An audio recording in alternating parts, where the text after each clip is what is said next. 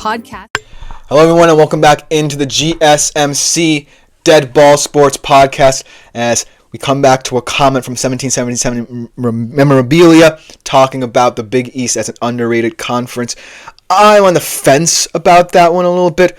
I feel like more of the Big East depths will be known or come to be known come conference tournament time, where potentially I see this conference having a bid stealer, say, in one of the bubble teams in Xavier and Villanova, or maybe even a Georgetown if Thomas Sorber gets hot.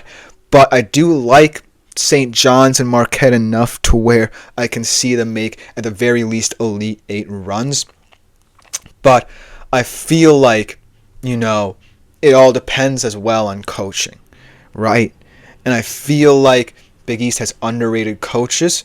The SEC has elite coaches, but I feel like tournament-style basketball is a completely different thing. And Bruce Pearl has an impressive record at Auburn, and Nate Oates as well in certain games. But it all is going to come down to how they play in the tournament. And potentially their styles of play might come back to bite them. But heading into an NBA game that I don't necessarily think a lot of people are going to watch or even know about tonight, but I just want to talk about because of the trade that wasn't. Yes, I'm talking about the Hornets and the Lakers and that rescinded Mark Williams trade that really is leaving a seed of doubt in my mind about what both teams were thinking. And yes, it has become clear that there are clearly issues with Mark Williams on the injury front, and serious ones at that. We talked about this at GSMC in terms of how a big man like Mark Williams will profile over the next couple of years with these serious and significant injuries. But the reason why I want to talk about this game at length is because it's not necessarily going to be a Mark Williams game, but it's going to be a game where Alex Len is going to get called into question more than any other player tonight and potentially for the rest of the season. And it's quite ironic that it comes against a team that the Lakers were willing to do business with for a very talented young center who now has injury problems.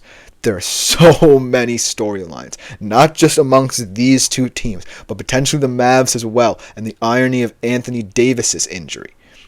But these two teams really are truly bizarre when placed side by side. Now let's talk about them. And I know that a lot of you probably won't be tuning in, and I don't necessarily have to tell you about the different directions these teams are headed on. The Lakers 8-2 in their last 10, the Hornets 1-9 in their last 10. The Hornets sit second bottom in the East. The Lakers are rising in the fifth. As Andre says, I still can't believe the Mavs did that, and I can't believe it either. But here's where we stand. We're talking about a potentially insignificant game in the picture for both conferences, but it's just defined by two trades that people couldn't believe happened for the first, and then a trade that should have happened and could have potentially cemented the Lakers as the championship favorite, as 1777 Memorabilia said NBA made an executive decision with Luka. I feel like it's just bizarre to talk about.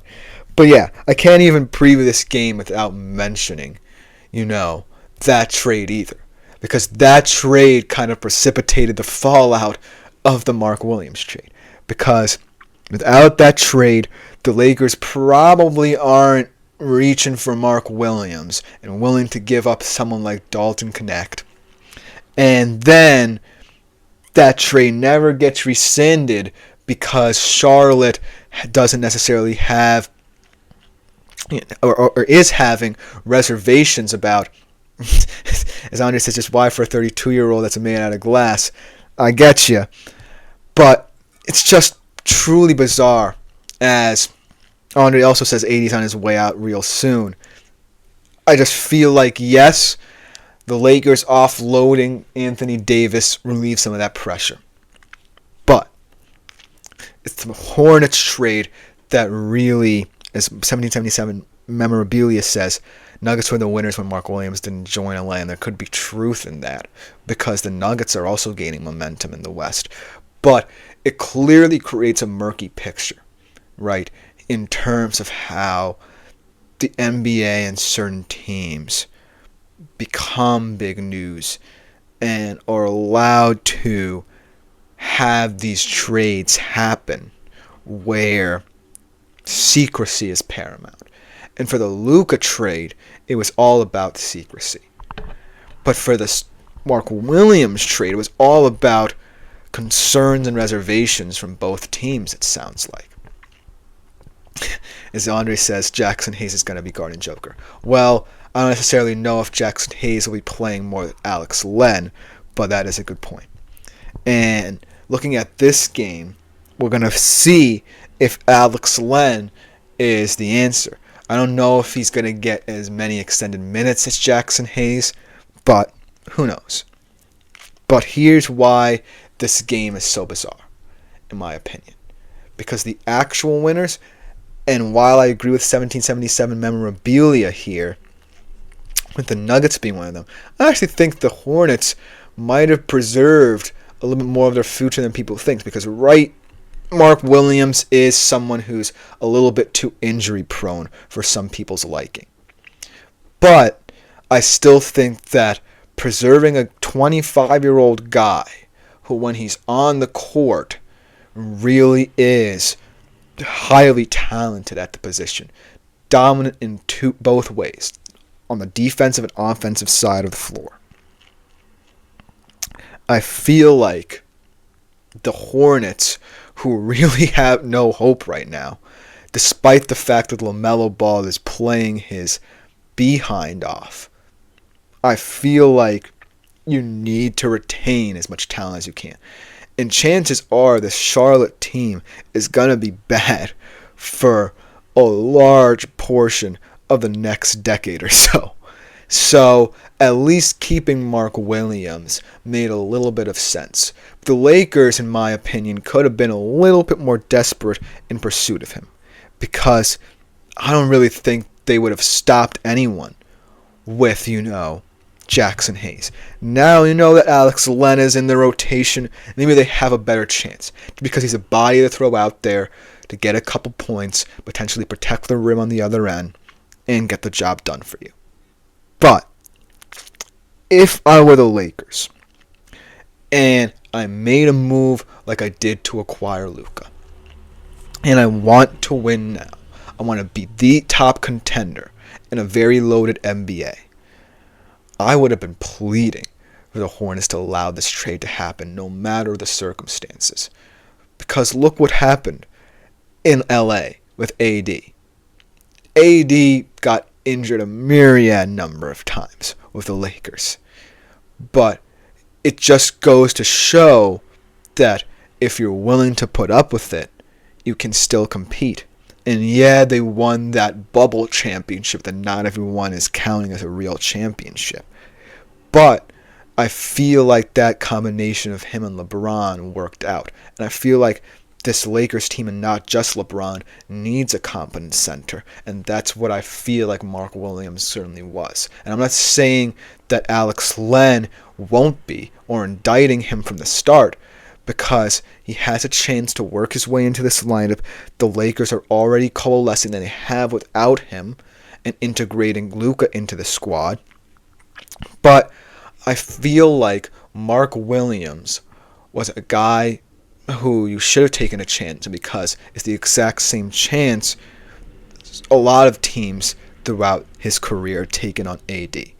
And yeah, the Mavs are paying the price for it right now, but AD was still a very talented player when he was healthy, and potentially, once he comes back, could be a very integral piece for the short-term future for the Mavs. And so, if I'm the Lakers, and here's the thing that really shocks me about this whole situation, the Lakers actually have so much to offer certain teams. And it certainly feels like settling for Len was not the right choice when we're going to look back on this in hindsight. Even if they win say the next 5 NBA championships, and I know I'm over-exaggerating, but let's talk about hypotheticals here. If they win the next 5 championships, I still, in hindsight, will look back at this and say, well, Mark Williams, yes, maybe it's destiny, maybe it's fate that trade didn't go through, and look where the Lakers are now. But the profile of a guy like Williams at the age of 25 and playing the way he was, sans injuries, on both ends of the floor, could have spoke volumes for this Lakers team.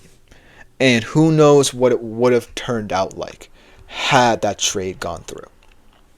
Who knows if Mark Williams was the guy. But now we're left with the question of, how does Alex Len fit? Is he going to be good enough defensively, potentially offensively, to help this Lakers team? Because right now, I feel like while the Lakers are in a fantastic spot financially, picks-wise, capital-wise, I feel like taking a chance on Mark Williams could come back to bite them. And on the Hornets side of things, it's just a trying time for you. Yes, you have the talent of LaMelo Ball. Yes, Brandon Miller could potentially become a vital piece of your rebuild. But Mark Williams is such a big question mark for you that while I do think I'm going to be semi-right in that the Hornets will preserve their future by retaining Mark Williams, I think that this team realistically doesn't necessarily have much hope of building anyways. So I feel like the Hornets would have been okay either way, because they would have been getting Dalton connected, and at least, they wouldn't be losing too much in this trade. But it's the chance the Lakers didn't take that I feel could come back to bite them. Although in this game, their talent's going to be overwhelmingly clear. But I do want to see Alex Len in this offense and defense, and I want to see if this really could affect the Lakers, not in this game, not in the short term, but the long term as well. But that's all I have to say about that, because coming next we transition for our final segment across the pond, talking about tomorrow's slate of Champions League knockout playoff second leg ties. A lot of exciting games amongst them. Real Madrid, Man City. Can Man City make the comeback? Tune in and find out after this short break.